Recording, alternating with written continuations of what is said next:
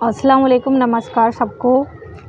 आप सब लोगों का मेरे चैनल पे बहुत बहुत ज़्यादा स्वागत है। जैसा कि आप लोग सब जानते हैं कि हमारे देश में सालों से और अभी तक भी औरतों के ऊपर घरेलू हिंसा होती रहती है, जिसकी वजह से जो औरतें अगर सहन नहीं कर पाती या तो वो घर छोड़ देती है। घर छोड़ने तो बात अलग है, या तो वो सुसाइड कर लेती या फिर वो चुप रहने लग जाती।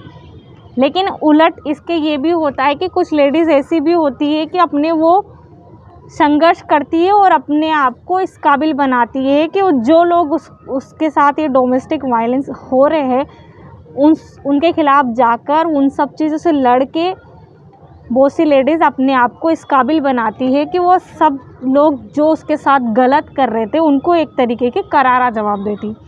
ऐसा ही मामला एक दिल्ली सिटी में देखने को मिला है, जिसमें एक लेडी की कहानी मैं आप लोगों के साथ शेयर करना चाहती हूँ।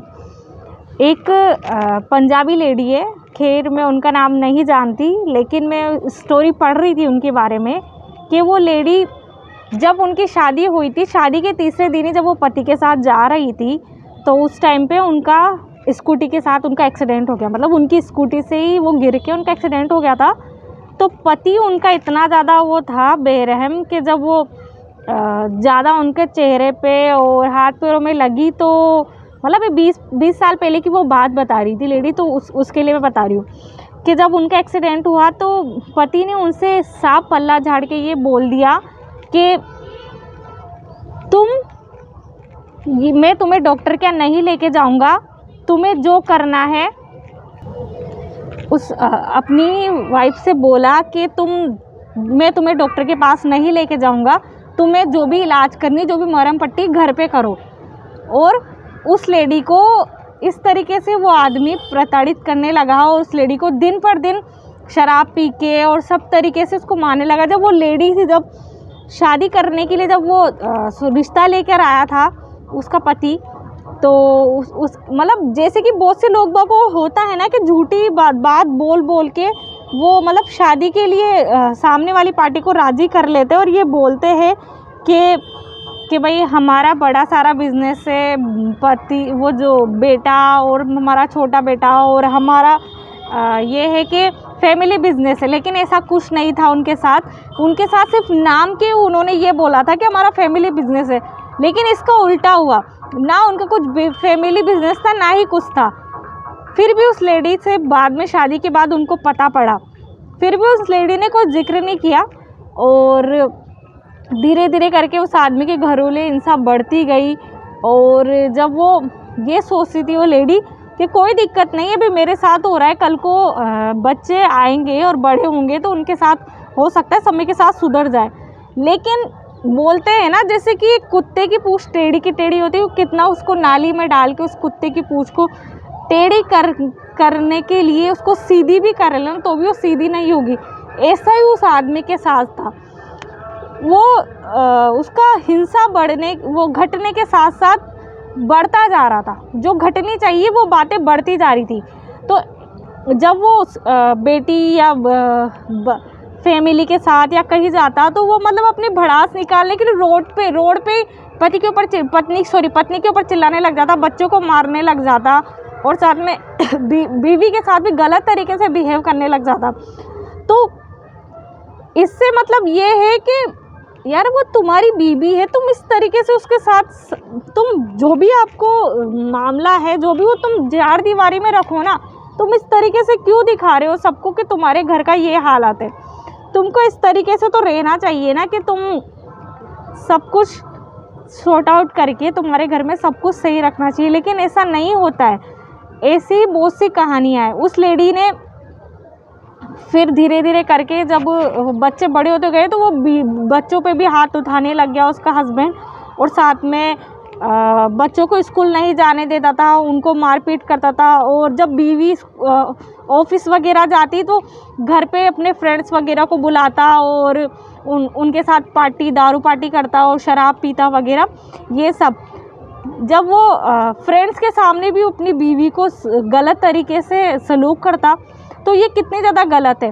जब तुम्हारी बीवी है, तुम्हारी प्रॉपर्टी, तो तुम्हारा हक ये नहीं बन जाता कि तुम उसके साथ किसी भी तरीके से बिहेव करे, ये बहुत ज़्यादा गलत है।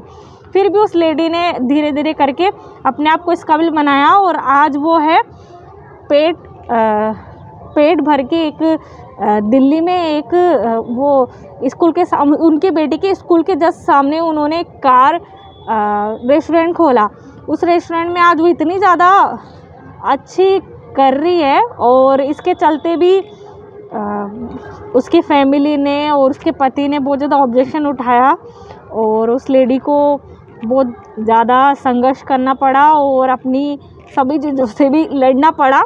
लेकिन मैं आपसे ये कहना चाहती हूँ कि जो आपके लिए जो वायलेंस हो रहा है उनके खिलाफ़ होइए, उनसे लड़िए, उनको सहिए मत। आप जितना सहोगे उतनी लोगों की हिम्मत बढ़ेगी और आप उतना ही दबोगे, इसलिए दबो मत। जो भी है यही है, इसी वक्त है, क्योंकि एक बार ही लाइफ मिली है, बार बार लाइफ नहीं मिली है। आप जिए अपनी लाइफ, खुद अपने हिसाब से जिए, ना कि किसी और के उससे।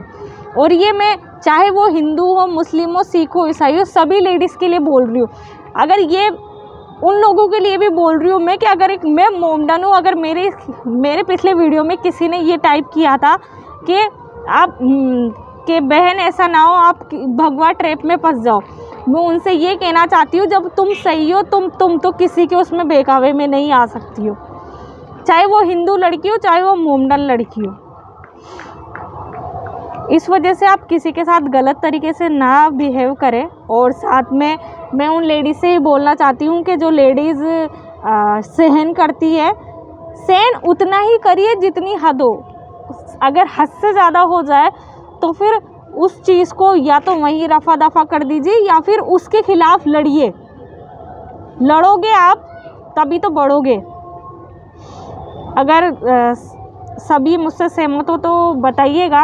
और जो हमारे देश में, मैं ये नहीं कह रही हूँ कि एक लेडीज़ पे वायलेंस हो रहा है, एक औरत अपने पति पे भी करती होगी, सास ससुर पे भी करती है, उन सब के लिए बोल रही हूँ कि जो भी वायलेंस हो रहा है सब इसके खिलाफ़ लड़िए और इस खिलाफ़ जो हमारे देश में जो वायलेंस हो रहा है उसको ख़त्म करिए। क्योंकि अगर ये सब होगा तो हमारी आगे वाली पीढ़ी, आने वाली पीढ़ी क्या सीखेगी?